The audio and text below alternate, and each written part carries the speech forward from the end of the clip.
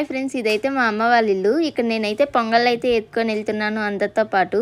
ఈరోజు మా అమ్మ వాళ్ళ ఊర్లో అయితే జాతర అయితే జరుగుతున్నది. ఇప్పుడు పొంగల్ అనేది ఈ అమ్మవారి దగ్గర అయితే పెడతాము.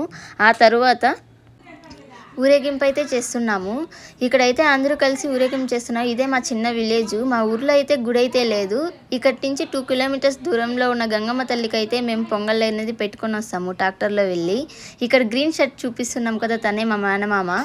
ఇప్పుడైతే ఊరేగింపు అయిన తర్వాత దారిలో వెళ్తుండగా మా అక్క వాళ్ళందరూ డ్యాన్స్ చేస్తున్నారు. నేను ఉండలేక వాళ్ళతో పాటు జాయిన్ అయిపోయాను డ్యాన్స్ వేసేకి. నాకైతే డ్యాన్స్ రాదు ఫ్రెండ్స్. నేనేదో మా అక్కని చూసి వేసేస్తున్నాను. మా అక్క అయితే డ్యాన్స్ ఇరగదీస్తుంది. నేను వాళ్ళతో పాటు కలిసి ఏదో ఒకటి వేసేస్తున్నాను. నా డ్యాన్స్ చూస్తే మీరే నవ్వుకోండి ఫ్రెండ్స్. ఇక్కడ చూపిస్తున్నాను కదా, తను ఎవరో కాదండి, డ్రమ్స్ కొట్టే వాళ్ళు అనుకోబోతారు. కాదు, తను మా అన్న.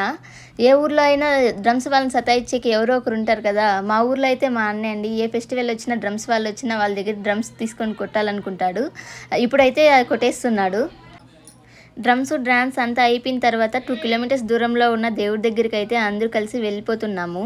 ఇక్కడ చూసారు కదా, లొకేషన్ బాగుందని మా హస్బెండ్ నన్ను ఒక పిక్ తీశారు. ఫైనల్లీ దేవుడి దగ్గరికి అయితే వచ్చేసాను. 2 కిలోమీటర్స్ దూరంలో ఉన్న అమ్మవారు అయితే ఈ అమ్మవారే. ఈ అమ్మవారి దగ్గర ఏ కోరికలు కోరికినా వెంటనే తీరుస్తారంట అందరు చెప్తున్నారు. నేను కోరికలు కోరుకొని తిరిగి బయట వచ్చే లోపల రండి మన అబ్బాయిలు అయితే రచ్చరచ్చ చేస్తున్నారు. ఎంత బాగా డ్యాన్స్ చేస్తున్నారు. అలా డ్యాన్స్ చేస్తుంటే అందరూ అయితే వాళ్ళ ఫ్రెండ్స్ని వీడియోలు అయితే తీసేస్తున్నారు. అలా మన ఊర్లో అబ్బాయిలు ఎలా డ్యాన్స్ వేస్తారో అమ్మాయిలు కూడా అలాగే డ్యాన్స్ వేస్తారు. మీరు తగ్గము మేము తగ్గనట్టు వేస్తారు డ్యాన్స్. అమ్మాయిలు చూడండి ఎంత బాగా డ్యాన్స్ చేస్తున్నారు. ఇక్కడ చూపిస్తుంది, హాయ్ చెప్తుంది మా అక్క. ఈ అమాయక చక్రవర్తి మా తమ్ముడే హాయ్ చెప్తున్నాడు.